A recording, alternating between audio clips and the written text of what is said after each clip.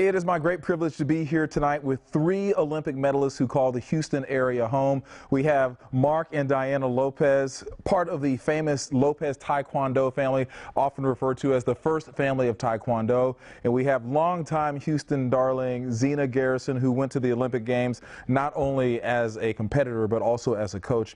All three of you, thank you so much for being here tonight. I know you all are excited, getting ready for Rio in a few more months, actually. First off, let's remind folks who are watching about the Olympic Games that you all competed in, when that was, and what your experiences were. Zina, you went as a coach and as a competitor as well. Let's start with you. I actually, my first Olympics was in 1988 in Seoul, and then I went to Barcelona, both as participants, and then I did Sydney, and I did Greece. Golly, I'm dating myself now, and as coach. So I've always had a wonderful experience with the Olympics. It's just one of those experiences that I will never forget. Wow, wow, I can only imagine. Diana, and you remind us of the Olympic Games that you were competed in. Yeah, sure. I first competed at the Olympic Games in 2008 in Beijing alongside my brothers, my three older brothers.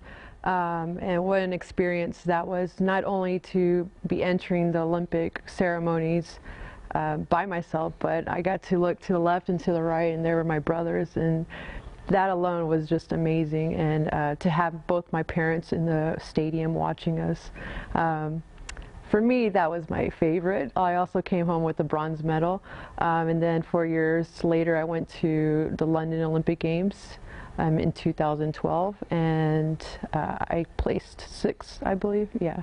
And so here I am, 2016, and I'm going to be watching my brother Steven compete in Rio, but I'll be home cheering for him. Right, awesome. And Mark, of the Lopez family, you actually will be in Rio. You'll be there to cheer on and train with your brother. But tell us about your Olympic experience. Sure. My first participation was in 2004. I went as Steven's training partner. And 2008, I made a team with Diana, as she mentioned, and with Steven and Gina as well, where I won a silver medal. And then in 2012, I went as an alternate and training partner as well. So, and of course, this year I'll be going as Steven's training partner and as an alternate again. Yeah, excited about that opportunity? Yeah, I'm ecstatic. I can't wait. The Olympic Games is, you know, the culmination of the greatest of all greatest athletes of the world. It's a place where sports is at its epitome of pure athletes, you know, just going out there for glory and seeing dreams come true. So that's always quite an experience. Oh, awesome, awesome. Diana, you mentioned that being there competing with your brothers and having your parents in the stand was an amazing moment for you. But I want to ask all three of you, what were the most magical moments? I mean, we see it on TV, the opening ceremonies, and just the tremendous time that goes on at all the Olympic Games. But what would you all say was the most magical moment for each of you? And Mark, we can start with you. Sure. I would have to say opening ceremonies. You know, walking down through the tunnel, it was dark, and all I could hear are the fans outside, you know, cheering, clapping loud. I remember walking, like Diana mentioned, beside my brothers and my sister, and happened to be in line with the Dream Team as well. We're next to LeBron and Kobe. So just walking through that tunnel, dark, you know, and then once you enter the stadium and you look to your left and right, you see a whole bunch of flashing lights, you know, the crowd roaring. You're at the Olympic Games in Beijing, China, and just that experience by itself was amazing. It was a dream come true for me. Diana? I mean, of course, the opening ceremonies, but as well bringing home hardware.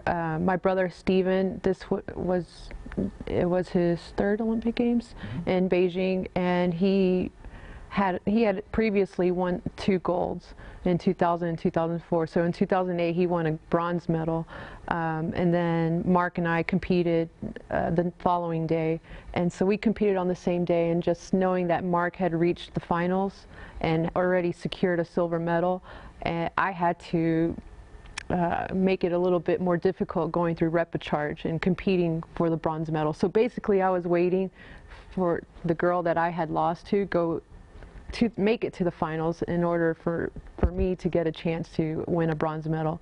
So for me it was really exciting to know that Steven and Mark already had, bronze or silver medals, and I had to work my way up to get the bronze medal. And so I remember Mark, Steven, and Jean there pumping me up and getting me ready to compete for my bronze medal. And so for me, that was something that I'll always remember, just being in the holding area, having Mark, give me a pep talk, like, come on, Diana, you can't be the only sibling to not come home with a medal. Oh goodness, that sibling rivalry. Yeah, Wow. but it was, of course, motivational, and I got the bronze medal, and so all of us coming home with hardware, I think that's something unforgettable that we'll always cherish. I can only imagine Christmas dinners and family reunions and all. Just sitting here thinking about it. I'm like, I want to be invited to you guys' house. All that Whatever hardware. And Zina, for you, because you went as an athlete, but And also coaching. as a coach. From your perspective, the most magical moment that you've had there. Excuse me. I actually had two. Winning my own gold medal, but also just meeting a lot of my friends that are still my friends now, from Carl Lewis to Jackie Johnny Kersey. I also remember the very, very first Dream Team. You don't remember them, Michael Jordan and Yes. Clyde and all of those guys, and just once again, like Mark said, going through that tunnel, and it's a feeling when you get another athlete and you see another athlete, you know what they've gone through, and you're just as mesmerized as them, because you're like, we're all here, but it's like, oh my God, there's Charles Barkley, oh my God, there's Michael, and they coming over and say, oh yeah, you're the tennis player. So that's one. And as a coach, it was Venus and Serena winning their first doubles. Wow. In Sydney, and having the opportunity before they went on to the podium to get their gold medal, to give them some advice, and I still think about that time. I was like, okay, this is your first gold medal. The whole world is looking. It's not just like an individual sport where it's just about you, it's about your country. And you've seen these two little bright young-eyed women, and they're like, okay, and I'm like, make sure you don't, that flag does not hit that ground, giving little things. So those are two memories that I will always remember. Yeah, I want to ask you all, you all, when you make it to the Olympics, you all are not only the top athletes in the country, you're top athletes around the world, among the top athletes around the world. What has it meant, and when you're there, what does it mean to you to be able to represent the United States of America as America's best? Diana? I mean, we're, the who's who, just having Nike as being your sponsorship, Ralph Lauren being one of your sponsorships, it's just amazing to not only be the best country, but also look the best. You look good, you play good, yeah, right? Exactly. I mean, just going there and, you're around the Olympic Village, seeing your other USA teammates, like Zina was saying, it's just amazing. You're just walking tall, standing tall, and everyone looks at you, no matter, what country they're from. They're going to look at USA, and so it's just amazing to just look, like I said, look good and play hard, and every country's looking at you, and so you always have to walk a certain way and behave a certain way, because everyone's always looking. I got one for that. Yes. How did you guys feel? Because I know how I felt, like when you're sitting there and you're watching the TV and you're watching the counts of the medals. Oh, like for me, that's like, I'm like, okay, I'm one of those gold, and my friend is this gold, Yeah. How did you guys feel? Well, we're always wanting, I mean, because Taekwondo doesn't compete till the end of the Olympic Games, so. Just seeing the USA, and we're like, oh no, we have to, get those medals up, because, we're almost, it's usually like China. Yeah, exactly. You can tell we're competitive. Oh, for sure. Not only for our family, we're competitive, as a nation. So, Russia and China, they're always the top ones. So we're keeping track. We're watching all the other sports. It doesn't matter what we're doing, individually at the end of the games, but we're watching from day one, from the beginning. Did we win a gold today? Did we win a silver? Did we place? Did we medal? Did we get, the positions that we're supposed to get? Because we're competing with the whole world. And I know there have to be language barriers. A lot of people from other countries know how to speak English, but is there much interaction with any of the athletes from any of the other countries? And if so, are you all, encouraging each other? Or are you, is there any one-upmanship, or how does that go when you come across an athlete from Ukraine or Brazil or wherever? Well, he said competitive. Like, no, you know, we want to beat the Russians and everyone else. So it's not an encouragement, but you know, it definitely is. Like, I think it's just a fraternity within itself. Everybody knows how hard it is to get there, and how hard, you know, you've worked to get there, and it's like, it's a respect. That's the one thing that I know, you know, and I'm saying this funnily, but one of the things normally in the Olympic Village is a McDonald's. Oh, yeah.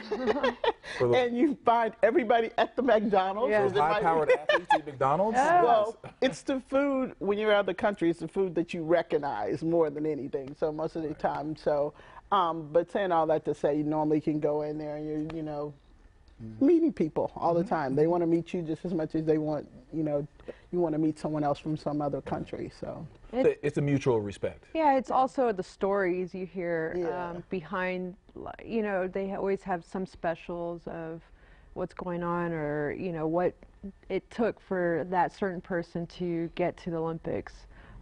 It's just a story behind the story that really captivates, you know, getting to know. And now you have Google, so you can Google anyone. You're like, oh, who was that I just met? Oh, wow. You know. I know you guys have it easy. Instant profiles. Yeah, exactly. So it's great to meet people from all around the world.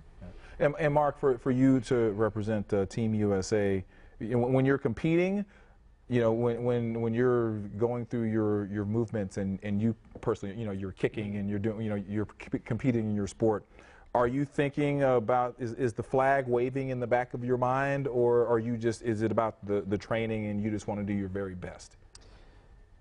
The Olympic Games for me, just to make the Olympic team and have the privilege of wearing the USA flag, you know, on my back or my chest, that to me in itself is an honor and a source of pride. So when I went out there, I think that the whole world is watching, and I'm representing the greatest country in the world. So something that's made my family successful is that we always felt that we've competed not by ourselves in the ring, that all of us were together fighting, you know, in our hearts. So in that particular event, the Olympic Games, we feel that the whole United States is fighting with us in that ring, in our hearts. And so when I went in there, you know, I thought about the American flag, and I thought about, you know, hearing the national anthem play. So that's what motivated me to go out there and win. I remember watching my brother win his Olympic gold in Sydney and listening to the national anthem and seeing everybody in the stadium having to stand up out of respect and acknowledging our flag and listening to the national anthem. That in itself is such a huge motivation for me to go out there and be successful. So, you know, at the Olympic Games, I think all athletes, you know, from the U.S. go in there wanting to do the best for the United States, because we are the true ambassadors of the United States when we're there. So we're in there representing our country and our families and ourselves. There's a tremendous amount of talent, obviously, on the team, but a tremendous amount of talent that's coming out of Texas. In particular, on the Taekwondo team, I know there are at least 4 males on the male side who are coming from Texas. Talk about that talent level and how well Texas is represented usually, you know, in the Olympic Games. Sure. Are you talking about Taekwondo or everything? Everything. Yes. Okay. Oh well. Yeah, Texas has been a stronghold for producing best athletes, and you know, although I was only 6 years old when in the '88 Olympic Games, you know, I remember Carl Lewis and him being one of the best athletes out there. So Texas has always been strong in track and field, boxing, gymnastics, and you know, Taekwondo, of course, and tennis. Yeah. So I mean, Texas has always produced a lot of great athletes, and even among, you know, on that side of things, I'm competitive. We're competitive because I always want Texas, you know, and local Houston. Houston produces a lot of athletes in itself. So even in that sense, I take a sense of pride in, like, yeah, you know, Houston has this many athletes, or Texas has this many athletes. So yeah, you know, we've had a long history of producing great athletes, Olympic athletes. And Zina, when you, you know, being, you know, Houston native and seeing all the talent that comes from Houston and Texas, does that become a source of pride over the years whenever you watch the games? Oh, definitely. For, you know, recently I just Googled just to see how many athletes, Olympic athletes, came out of out of Texas, and he's right. I mean, Houston has an enormous amount. Very old to, you know, the new generation, and I think it's a great thing. And but the sense of pride, I think, more than anything, is just like not just Texas, but Houston. We have a sense of pride for sports. Long. It's been a long time, you know, from the Rockets to the Comets, you know. Like you said, myself, Carl, all of that. This was the place where a lot of athletes came to train, and they end up living here. And a lot of it has to do, it's hot as heck, but it's one of the best places in the world to train. I always say, if you can make it here in Houston, you can make it anywhere. Right. Well, and I want to ask you, Zina, specifically, you know, tennis, you know, it's huge globally, so many events around the globe. Australian Open, French Open, you know, Wimbledon. And you've had a huge amount of success on all those levels, and also obviously in the Olympics as well. How do events like Wimbledon, you know, those professional events, how do they compare to the Olympics? Well, it's two totally separate things. And in 1988 was the year that they actually brought tennis back into to become an Olympic sport again. And so Steffi Graf was the first person that won it. I think Gabriele Sabatini got the silver, and I got a bronze. And then we got a gold medal, Pam Shriver, in doubles. So it was the first time introduced. Before then, nobody really cared. I mean, Wimbledon is going to be Wimbledon. The French, it just has the history.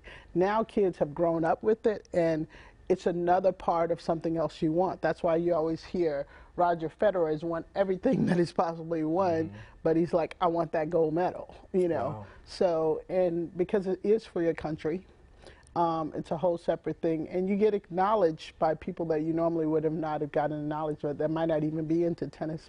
They're going to be into the Olympics. Let's talk about the influence you all have as Olympic athletes, and in particular the influence that you have on kids. I mean, you make it to the games, especially when you medal. I mean, you become instant heroes all around the country, and you have lots of people, but especially children, looking up to you as well. What does it mean, I want to ask each of you, to be a role model to so many kids who are looking up to you? Diana, let's start with you. You know, it's great. It's an amazing feeling. My parents came from Nicaragua, you know, to New York City, and from New York, they had my oldest two brothers, and then my brother Mark and I were born here in Houston. So we always say we're the Houstonians. You're the real Texans. Yeah, exactly. We're the real Texans. But just hearing everything they went through, you know, the language barriers that my parents had to overcome, and, you know, just everything, telling their story to little kids. If, you know, we're first generation immigrants here, or first generation Americans here. And so just telling them that story, that, you know, we're Latinos, and if we can do it, we're just an ordinary family, you know, that, no, that we you know, I mean, you know, living together, playing, you know, rough housing together. But if we could do it, that any of them can do it. We just love telling our story, just talking to little kids, not even just any other, but our niece and nephews who want to follow in our footsteps. So it's just awesome, just being able to share our experiences, our knowledge of, you know, if they ask, who'd you meet at the Olympics, you know, just telling them, oh, you know, we hung out with Kobe, and they're like, oh my gosh, you know, and just everything, anything you can tell them, just giving them a part of our experiences and letting them hear it. I feel like they, you know, touch upon, or like get a little of our story into their life. All right, good. Yeah, trust me, with all those medals, no, you all are not ordinary. None of you are. Mark, does it mean to you to be a role model to kids specifically? Sure. You know, this day and age, professional athletes, for some reason, feel it's a huge burden to be a role model for kids. But for me, it's an honor and a privilege. And I get to relive the Olympic Games every time I pull out my medal and show it to a child. Their eyes just open up wide, and you know, I just see them hold that medal, and it feels so heavy to them. And I just understand that just by telling them our stories and you know, showing them that medal, I instill a little bit of hope in them, and inspire them to be great to maximize the potential that they have. I tell them that each one of you has greatness in you. It's up to you. If you want to work hard, if you want to sacrifice a little to be great, it's all up to you. So I like to give them control. I like to give them the ability to dream big. And I think that in itself is worth more than any medal we've ever won. Wow, amazing to hear. And Zina, yes? You bring up a valid point about the pressure that, you know, a lot of athletes, especially in your day, that time, feel like that they have. The pressure of being a role model. Do you think a lot of it has to do with social media? Because I know for me, as a coaching in the social media area, and me as a participant back in the era when we didn't have all that, we didn't have all the extra pressure. And it's taken, Serena actually helped me understand a little bit better. It's part of you guys' life. I mean, if you have sponsorships, they're going to ask you to tweet out so many, you got to do this and this. And I know at Beijing, that was a big thing. It's making sure that you had control of the social media.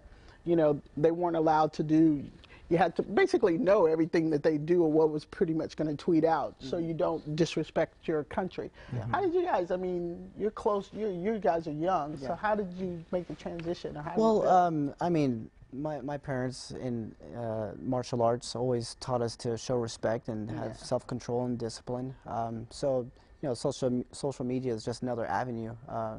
You know, when you talk to the media or reporters, you present yourself in a certain way, and you'll do the same thing on social media. You just have to be smart and really think before you do anything.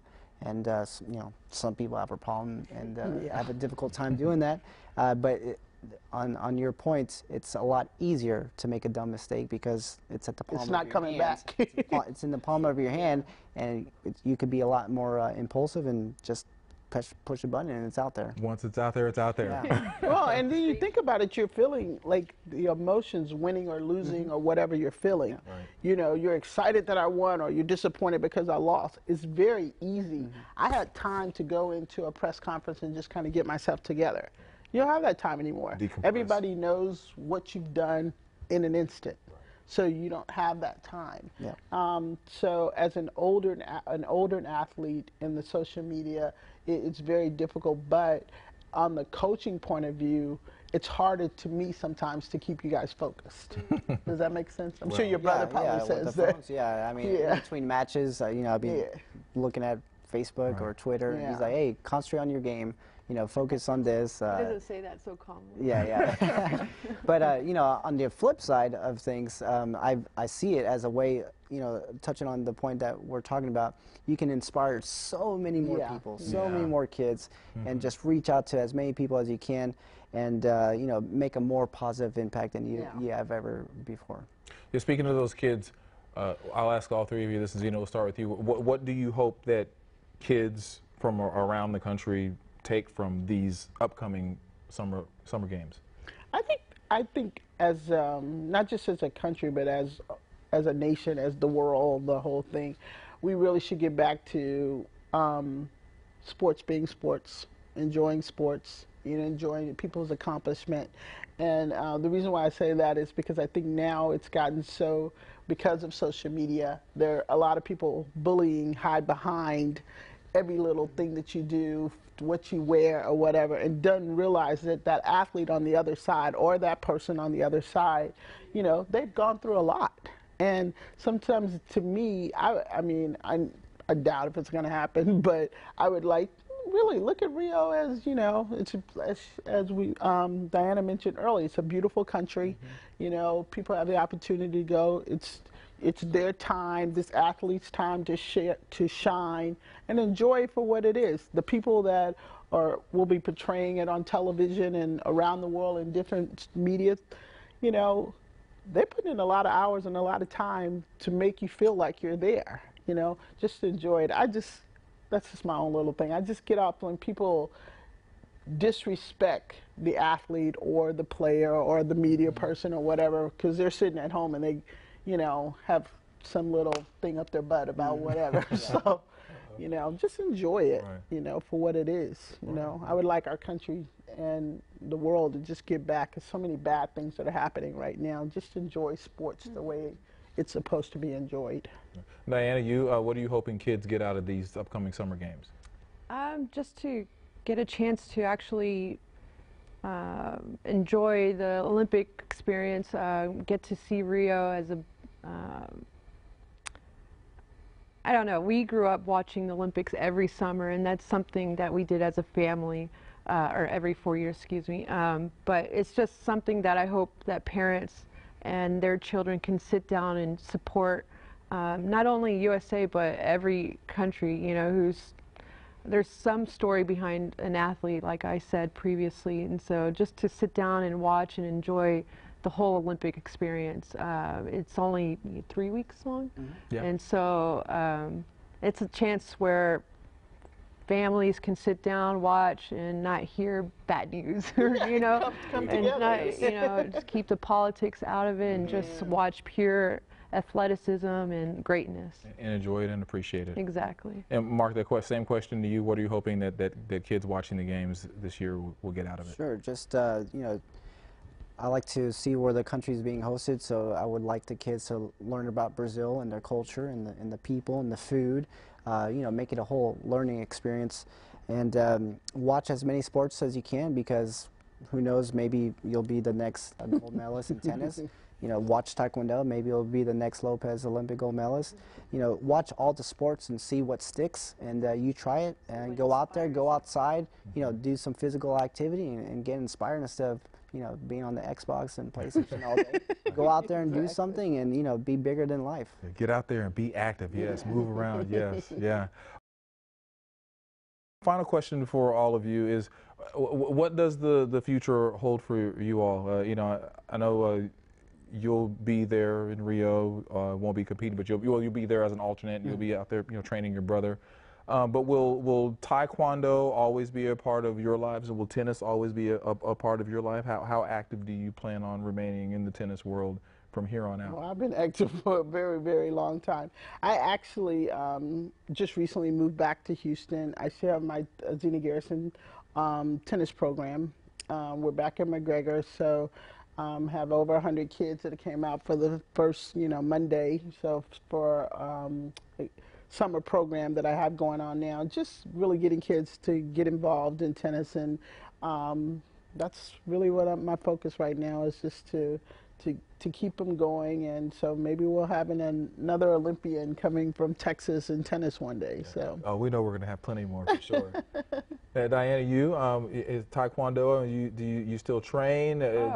How active are you, and how active do you plan on being from here on out? Taekwondo will always be part of my life. You know, I did it so long that I can't just say, you know what, I'm out of the picture, enjoy it.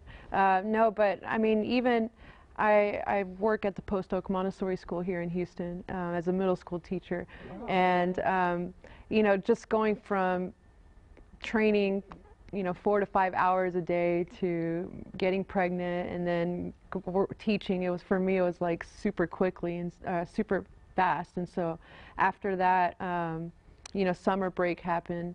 I had my baby and I'm raising her, and just now, I recently, 3 weeks ago, once summer started, I started, you know, kicking paddles again, and I'm getting that, oh, I want to compete again, you know, that fever of, especially getting close to the Olympics. Yeah, exactly, and just being in there, you know, with my brother Steven, watching him getting ready, you know, get ready for his 5th Olympics, inspires me just to stay in shape and just to be around him, hoping to share, you know, some of my energy with him, because it's hard, you know, getting up, you know, for your 5th Olympics, you know, so I hope to motivate him in a certain way. But of course, Zina has to continue to, you know, teach tennis, because I am hoping to put my daughter. Yeah, she said 1. Yeah. I said, bring her to me when we're 4. Yeah, don't worry. So she can't stop. She has Let her be able to pick up a racket first. But of course, you know, Taekwondo, she'll have to learn Taekwondo. Of course, it's the family way, yes. And that's an amazing story that we have to tell. I didn't know you were teaching now, and so an Olympic medalist who is now teaching kids. We're going to have to keep in contact with you so we can do that story. Sure. And Mark, for you, you're still a part of it, obviously, actively. hypothetically, you're going to be in Rio, you're an alternate, you're training your brother. What role do you see Taekwondo playing in your life in the future? Sure. Well, Diana's a teacher now. I'm actually a financial advisor at UBS, so I went from competing on the mat to being in a suit and tie in the office. Wow. Wow. So it's pretty huge transition. But you know, I have nieces and nephews. I have Liliana, Diana's daughter, who's I'm hoping is going to do Taekwondo one day. So you know, I'll hopefully be able to participate in her training. Diego, Andres, and Alexandra, Jean's kids. You know, hopefully help them with their Taekwondo. They're already competing and pretty successful. And then hopefully, God willing, my wife and I have kids one day, and I'll probably keep them in touch, in tune with the tenets of Taekwondo, which teaches you everything that it takes to be a good human being. So. Taekwondo is a huge part of my life, something that I practice every day, at work, treating human beings with respect, showing, good character and integrity. So Taekwondo is just not competing, it's a way of life, so it's always going to be a part of me and my family. Yeah, and that we have another story that we need to tell, another Olympic medalist, and your story, the Zina Garrison Foundation, back again, the Academy. And so tremendous stories, all of you. I mean, I think when you represent your country and you win medals, you can't help but go on and continue to do great things, which all of you have certainly done. Final thoughts from any of you about just the excitement and the pageantry and just the awesomeness that the Olympic Games are, and what you're looking forward to the most in Rio? For me, the United States bringing back a lot of gold medals, got a lot of medals. Right. That's probably one of my biggest things. Is just really, I have a brother that loves sports. So even the sports I don't even think about looking at, he's looked at. So I will be enjoying sitting down talking to him about people in different sports, but. Just enjoying the Olympics. I mean, it only comes around every 4 years, and it's something that, like Diana mentioned, it's a great opportunity to sit down with family and get family involved, and I think that's what we need in this world today right now. Yeah, big time. Your final thoughts, Diana? Yeah, I'm just excited for all the athletes returning, like Michael Phelps, to hopefully display and come back with more medals. Of course, my brother Steven. This is his 5th Olympics, so we need everyone from Houston to come and get together and rally, just to support my brother, of course. We need to do an Olympic party. A viewing party, right? Yeah. Since I'll be here, so watching. Right. I'm just super excited for that. I'm sad I'm not going to be able to go to Rio to watch. I've been to Athens and Sydney and Beijing. I don't know what this is. London. Just go ahead and do some Taekwondo. Look at it. It's like following me. No, but I'm just super excited to watch all the athletes that I watched 4 years ago returning and hopefully winning more medals. Okay. And Mark, you final thoughts? Yeah, we need the thoughts and prayers of Houstonians and Americans to come together and focus their positive energy on the athletes that are competing for this great nation at the Olympic Games. Enjoy every moment of it. Like Zina says, it only comes around every 4 years.